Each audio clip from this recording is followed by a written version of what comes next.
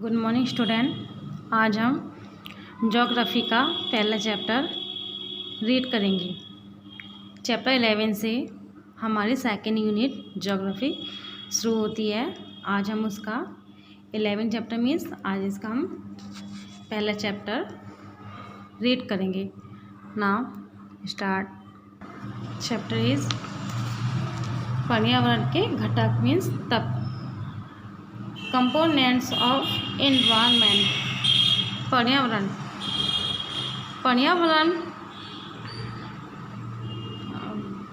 वायु का वह आवरण जो चारों ओर से पृथ्वी को घेरे हुए है पर्यावरण कहलाता है। यह हमारा प्राकृतिक पर्यावरण हो गया। दूसरा था हमारा सांस्कृतिक पर्यावरण।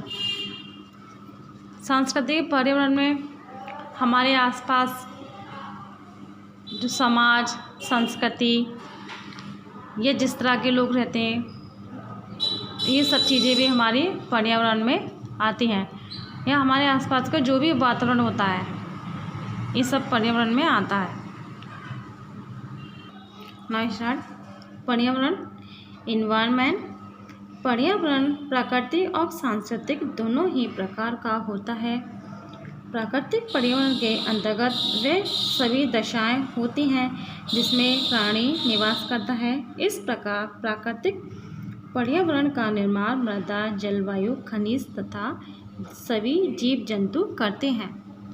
प्राकृतिक पर्यावरण के जैव और अजैव दो अंग या कारक हैं। जैव कारकों के अंतर्गत वनस्पति तथा प्राणी जगत आते हैं और अजैव कारकों के अंतर्गत वायु, सूर्य का प्रकाश, जल, नमी तथा मृदा आते हैं।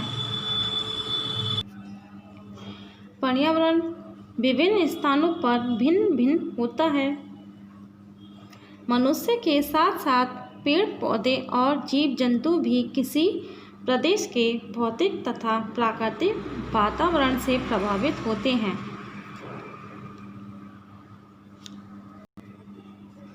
किसी जीव के प्राकृतिक पर्यावरण का प्रत्येक तत्व जीव के कल्याण के लिए आवश्यक है। प्राकृतिक पर्यावरण से प्राणी प्रभावित होता है। इसके विपरीत प्राणी की प्रतिक्रिया से पर्यावरण प्रभावित होता है। नेक्स्ट इज पर्यावरण परिमंडल। पर्यावरण को 4 परिमंडलों में बांटा जा सकता है। फर्स्ट इज स्थलमंडल, सेकंड जलमंडल, थर्ड वायुमंडल, फोर्थ जैवमंडल। Now first we read about of स्थलमंडल। स्थलमंडल, स्थल का अर्थ है चट्टान। स्थलमंडल पृथ्वी की वह परत है जो शैल पदार्थों से निर्मित है। इस परत की औसत मोटाई लगभग 100 किमी है। यह महाद्वीपीय भाग में अधिक मोटी किंतु महासागरों के नीचे पतली है।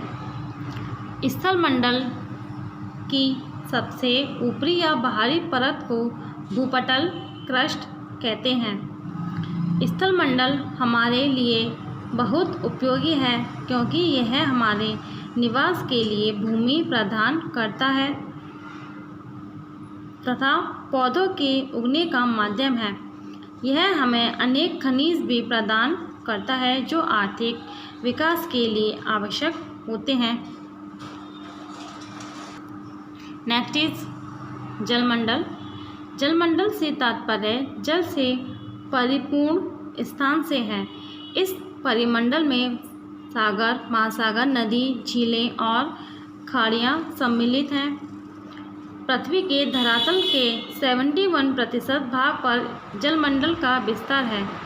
इसलिए पृथ्वी को जलीय ग्रह कहते हैं। नेक्स्ट इज वायुमंडल।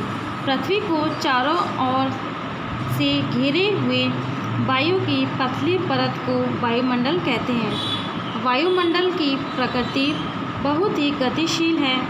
वायुदाब, तापमान, पवन, वर्षा और आर्द्रता आदि वायुमंडल के प्रमुख तत्व हैं। इनसे ही मिलकर मौसम और जलवायु की रचना होती है। वायुमंडल को अनेक ऊर्ध्वाधर परतों में विभाजित किया जाता है। वायुमंडल हमें तीव्र ताप और पराबैंगनी विकिरण से बचाता है।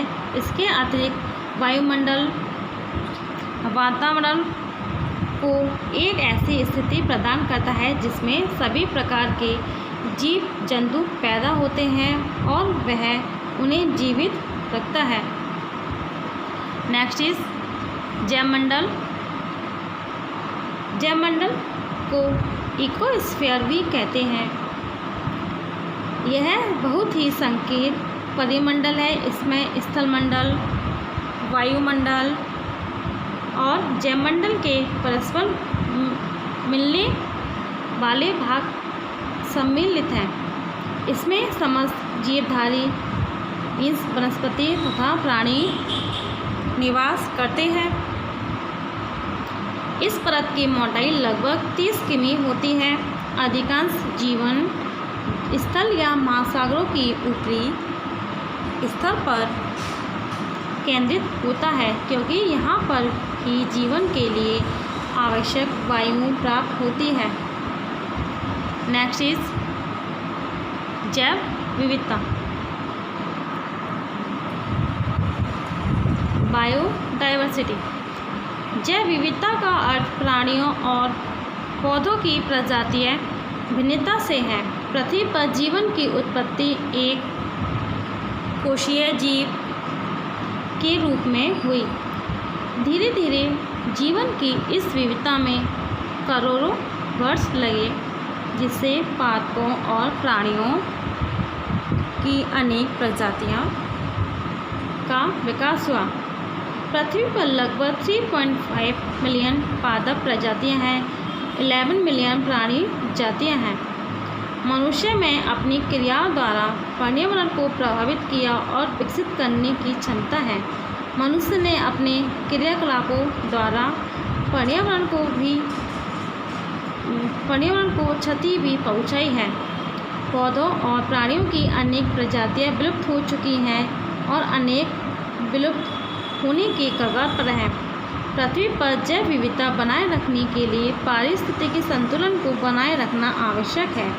पारिस्थितिक संतुलन के बिगड़ने से पृथ्वी का समस्त जीवन संकटग्रस्त हो जाएगा।